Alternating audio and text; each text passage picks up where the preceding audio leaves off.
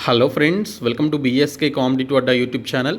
Friends, మనకి staff selection commission SSC MTS and Havaldar నోటిఫికేషన్కి సంబంధించి మీరు 30th జూన్ నుంచి ఆన్లైన్లో అప్లికేషన్స్ పెట్టుకోవాలని అఫీషియల్గా మనకి నోటీస్ రిలీజ్ చేయడం జరిగింది. సో దీనికి సంబంధించినటువంటి కంప్లీట్ ఇన్ఫర్మేషన్ ఈ వీడియోలో చెప్తాను. వీడియో చూస్తున్నటువంటి వారు వీడియోని లైక్ చేసి ఛానల్ని సపోర్ట్ చేయండి. చాలామంది వీడియోస్ చూస్తున్నారు కానీ లైక్ చేయట్లేదు. మీరు ఇచ్చేటువంటి ఒక చిన్న లైక్ చాలా ఎంకరేజింగ్ అండ్ మోటివేటింగ్గా ఉంటుంది. కాబట్టి లైక్ చేసి మీ ఫ్రెండ్స్కి అయితే షేర్ చేయండి. ఫస్ట్ టైం మన ఛానల్ని విజిట్ చేస్తే సబ్స్క్రైబ్ చేసుకొని బెల్ సింబల్ని యాక్టివేట్ చేసుకోండి. ఫ్రెండ్స్, ఇది స్టాఫ్ సెలక్షన్ కమిషన్ ఎస్ఎస్సికి సంబంధించిన అఫీషియల్ వెబ్సైట్ అండి. సో దీనికి సంబంధించి లేటెస్ట్ న్యూస్లో important notice multi tasking non technical staff and Havaldar CBSE and CBN examination 2023 అని చెప్పేసి ఒక నోటీస్ అయితే మనకి ఇక్కడ అప్డేట్ చేయడం జరిగింది. సో ఈ నోటీస్లో ఇచ్చినటువంటి ఇన్ఫర్మేషన్ చూసినట్లయితే, candidates are informed that the notice of multitasking non-technical staff and Havaldar CBSE and CBN examination 2023, which was tentatively scheduled to be published on 14/6/2023, is now rescheduled to be published on 30/6/2023 అని చెప్పేసి ఇచ్చారు. So యాక్చువల్గా మనకి SSC MTS and హవాల్దార్కి సంబంధించిన ఈ second notification అనేది ఈ నెల 14వ తేదీన రిలీజ్ కావాల్సి ఉంది, కానీ కొంత డిలే అయితే చేశారు.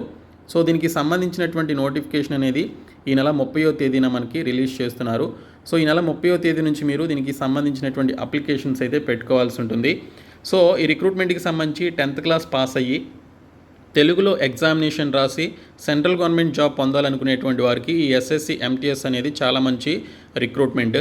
సో ఈ రిక్రూట్మెంట్కి సంబంధించిన ఎగ్జామినేషన్ ప్యాటర్న్, సిలబస్, అలాగే other details information previous notification base చేసుకుని ఇప్పుడు చూద్దాము. Friends, SSC MTS and Havaldar పోస్టులకి సంబంధించిన ఈ నోటిఫికేషన్కి ఆల్ ఇండియా సిటిజన్స్ అందరూ కూడా అప్లికేషన్స్ అయితే పెట్టుకోవచ్చు. సో మనకి ఇక్కడ ఎస్ఎస్సి ఎంటీఎస్ అండ్ హవాల్దార్ పోస్టులకి సంబంధించి మీరు అప్లై చేయాలి అంటే, ఇక్కడ ఎంటీఎస్ అండ్ హవాల్దార్ పోస్టులకి సంబంధించి డిపార్ట్మెంట్ ఆఫ్ రెవెన్యూలో ఉన్నటువంటి వేకెన్సీస్కి 18 నుంచి 25 సంవత్సరాల మధ్య వయసు ఉన్నటువంటి వారు, అండ్ అదర్ డిపార్ట్మెంట్స్లో ఉన్నటువంటి పోస్టులకి 18 నుంచి 27 సంవత్సరాల మధ్య వయసు ఉన్నటువంటి క్యాండిడేట్స్ అప్లికేషన్స్ అయితే పెట్టుకోవాలని చెప్పేసి ఇక్కడ డీటెయిల్స్లో ఇవ్వడం జరిగింది. కాబట్టి మీకు 25 సంవత్సరాల లోపు కానీ 27 సంవత్సరాల లోపు కానీ వయసు ఉన్నట్లయితే ఈ పోస్టులకి అప్లై చేసుకోవచ్చు. ఇంకా ఎస్సీ ఎస్టీ క్యాండిడేట్స్కి 5 years, ఓబీసీ క్యాండిడేట్స్కి 3 years ఏజ్ రిలాక్సేషన్ అయితే ఇస్తారు. సో ఇది కూడా కలుపుకొని మీరు అప్లికేషన్స్ సబ్మిట్ చేసుకోవడానికి మీకు ఏజ్ రిలాక్సేషన్ కూడా హెల్ప్ అవుతుంది. ఇంకా ఫిజికల్లీ హ్యాండిక్యాప్డ్కి 10, 13, 15 years చొప్పున ఏజ్ రిలాక్సేషన్ ఉంటుంది. ఎక్స్ సర్వీస్ మెన్ క్యాండిడేట్స్కి 3 years ఏజ్ రిలాక్సేషన్ అయితే ఉంటుంది. సో ఈ రిక్రూట్మెంట్కి సంబంధించి మీరు అఫీషియల్ వెబ్సైట్లో ssc.nic.in అనేటువంటి సైట్లోనికి వెళ్ళి 30th జూన్ నుంచి మీరు ఆన్లైన్లో అప్లికేషన్స్ అయితే పెట్టుకోవాలి. ఒక 30 days మీరు ఆన్లైన్లో అప్లికేషన్స్ పెట్టుకోవడానికి మీకు టైం అయితే ఇస్తారు. సో ఆ టైంలో మీరు అప్లికేషన్స్ అయితే సబ్మిట్ చేసుకోవాల్సి ఉంటుంది. సో ఈ పోస్టులకి మీరు అప్లై చేయాలి అంటే 100 rupees ఫీ అనేది పే చేయాలి. Women candidates, SC ST candidates, physically handicapped, ex servicemen క్యాండిడేట్స్కి ఎటువంటి ఫీ అయితే లేదు. యూఆర్, ఓబీసీ, అలాగే ఈడబ్ల్యూఎస్కి సంబంధించినటువంటి మేల్ క్యాండిడేట్స్ ఎవరైతే ఉన్నారో వారు మాత్రమే ఈ 100 rupees ఫీ అనేది పే చేయాల్సి ఉంటుంది. ఈ పోస్టులకి సంబంధించిన ఎసెన్షియల్ ఎడ్యుకేషనల్ క్వాలిఫికేషన్ వచ్చేసి 10th క్లాస్ పాస్ అయినటువంటి క్యాండిడేట్స్ అందరూ కూడా ఈ రిక్రూట్మెంట్కి అప్లికేషన్స్ అయితే పెట్టుకోవచ్చు. 10th క్లాస్ పాస్ అయ్యి 18 సంవత్సరాలు వయసు కనుక మీకు నిండినట్లయితే ఈ పోస్టులకి అప్లై చేసుకోవడానికి ఎలిజిబిలిటీ అయితే ఉంటుంది. అండ్ ఈ పోస్టులకి సంబంధించిన ఎగ్జామినేషన్ సెంటర్స్ వచ్చేసి మనకి రీజన్ల వారీగా ఎస్ఎస్సి నుంచి నోటిఫికేషన్ అయితే వస్తుంది. Southern reason, western reason, eastern region అని చెప్పేసి ఉంటాయి. సో మన రీజన్ వచ్చేసి సౌతర్న్ రీజన్ కింద ఉంటుంది. ఇందులో మనకి ఆంధ్రప్రదేశ్, పుదుచ్చేరి, తమిళనాడు, తెలంగాణ స్టేట్స్ అయితే ఉంటాయి. ఆంధ్రప్రదేశ్కి సంబంధించి ఇక్కడ మెన్షన్ చేసినటువంటి చీరాల, గుంటూరు, కాకినాడ, కర్నూలు, నెల్లూరు, రాజమండ్రి, తిరుపతి, విజయనగరం, విజయవాడ, అలాగే విశాఖపట్నంకి సంబంధించి మనకి ఇక్కడ ఎగ్జామినేషన్ సెంటర్స్ అయితే ఇచ్చారు. ఇంకా హైదరాబాద్, వరంగల్, కరీంనగర్ వచ్చేసి మనకి తెలంగాణ వారికి ఎగ్జామినేషన్ సెంటర్స్ అయితే ఉంటాయి. సో అందులో మీరు ఎస్ఎస్సి ఎంటీఎస్కి సంబంధించిన ఎగ్జామినేషన్ అయితే రాసుకోవచ్చు. ఇంకా స్కీమ్ ఆఫ్ ఎగ్జామినేషన్ వచ్చేసి ఫస్ట్ మనకి కంప్యూటర్ బేస్డ్ ఎగ్జామినేషన్ కండక్ట్ చేస్తారు. సో ఇందులో క్వాలిఫై అయినటువంటి వారికి హవాల్దార్ పోస్టులకి సంబంధించి ఎవరైతే అప్లై చేసుకున్నారో సో వారికి సంబంధించి physical efficiency test, physical standard test అనేది కండక్ట్ చేయడం జరుగుతుంది.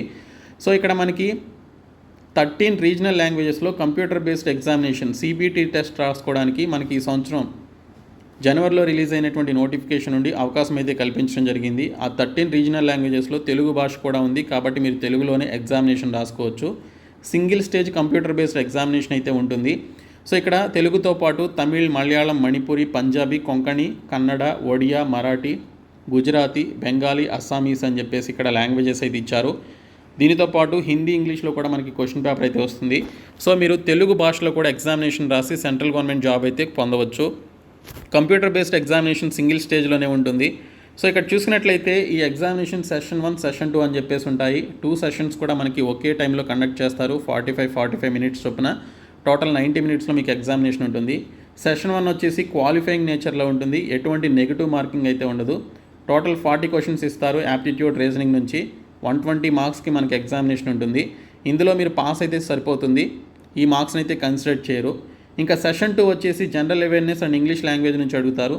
50 మార్క్స్కి మనకి ఎగ్జామినేషన్ ఉంటుంది. 50 క్వశ్చన్స్ అయితే ఇస్తారు. 150 మార్క్స్కి ఎగ్జామినేషన్ ఉంటుంది. 45 మినిట్స్లో కంప్లీట్ చేసుకోవాలి.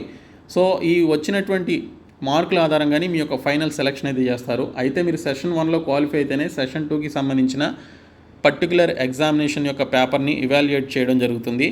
సో 13 రీజనల్ లాంగ్వేజెస్లో మీరు ఎగ్జామినేషన్ అయితే రాసుకోవచ్చు.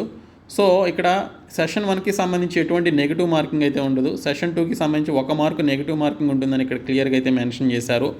సో మీకు సెషన్ 2లో వచ్చినటువంటి మార్కుల ఆధారంగా ఫైనల్ సెలక్షన్ అయితే ఉంటుంది. ఇంకా సిలబస్ మీరు ఇక్కడ చూడొచ్చు. Numerical and mathematical ability, reasoning ability and problem solving. General అవేర్నెస్లో చూసుకున్నట్లయితే కరెంట్ అఫైర్స్తో పాటు history, geography, art, culture, civics, economics, general science, environmental studies and current అఫైర్స్కి సంబంధించినటువంటి క్వశ్చన్స్ అయితే ఇస్తారు. ఇంగ్లీష్ లాంగ్వేజ్ అండ్ కాంప్రిహెన్షన్ నుంచి చూసుకున్నట్లయితే మనకి వొకాబులరీకి సంబంధించిన synonyms, antonyms, one word substitutions, fill in the blanks ఇవన్నీ కూడా మనకి రావడం జరుగుతుంది. సో ఈ ఫిజికల్ కంప్యూటర్ బేస్డ్ టెస్ట్కి సంబంధించి ఎవరైతే క్వాలిఫై అవుతారో హవాల్దార్ పోస్టులకి సంబంధించి హవాల్దార్ పోస్టులకి సంబంధించి ఎవరైతే అప్లై చేసుకుంటారో కంప్యూటర్ బేస్డ్ టెస్ట్ క్వాలిఫై అయిన తర్వాత వారికి physical efficiency test and physical standard test అనేది హవాల్దార్ పోస్టులకి మాత్రమే అప్లై చేసినటువంటి క్యాండిడేట్స్కి ఉంటుంది. ఎంటీఎస్ పోస్టులకి ఎటువంటి physical efficiency test, physical standard test అనేది ఉండదు. సో ఇక్కడ మేల్ క్యాండిడేట్స్కి 1600 మీటర్స్ వాకింగ్ కండక్ట్ చేస్తారు. 15 మినిట్స్లో కంప్లీట్ చేసుకోవాలి. ఫిమేల్ క్యాండిడేట్స్కి 1 కిలోమీటర్స్ రన్నింగ్ వాకింగ్ అనేది కండక్ట్ చేస్తారు. 20 మినిట్స్లో కంప్లీట్ చేసుకోవాలి. హైట్ వచ్చేసి మేల్ క్యాండిడేట్స్కి 157.5 సెంటీమీటర్స్ హైట్ ఉండాలి. 81 చెస్ట్ ఉండాలని చెప్పేసి ఇచ్చారు సెంటీమీటర్స్. ఫిమేల్ క్యాండిడేట్స్కి హైట్ 152 సెంటీమీటర్స్ ఉండాలి. 48 kgs వెయిట్ ఉండాలని చెప్పేసి ఇక్కడ మెన్షన్ చేయడం జరిగింది. సో ఈ విధంగా మనకి నోటిఫికేషన్ అయితే ఈ మంత్ 30th రిలీజ్ చేసి అదే రోజున మనకి వీటికి సంబంధించినటువంటి అప్లికేషన్ ప్రాసెస్ అయితే స్టార్ట్ చేయడం జరుగుతుంది. సో కాబట్టి రిక్రూట్మెంట్కి సంబంధించి మీరు 10th క్లాస్ పాస్ అయినట్లయితే ఖచ్చితంగా అప్లై చేయండి. సో ఇక్కడ యూఆర్ క్యాండిడేట్స్కి 30%, ఓబీసీ ఈడబ్ల్యూఎస్కి 25%, ఆల్ అదర్ క్యాండిడేట్స్కి 20% ఆఫ్ మార్క్స్ అయితే ఉంటాయి. క్వాలిఫైయింగ్ మార్క్స్ అనమాట. సో కట్ ఆఫ్ మార్క్స్ అవి అయితే రావాల్సి ఉంటుంది. సో ఈ విధంగా మనకి ఎగ్జామినేషన్ అయితే జరుగుతుంది. ఓకే, సో ఈ వీడియోని మీ ఫ్రెండ్స్కి షేర్ చేయండి, మన ఛానల్ సబ్స్క్రైబ్ చేయండి. Thank you so much guys.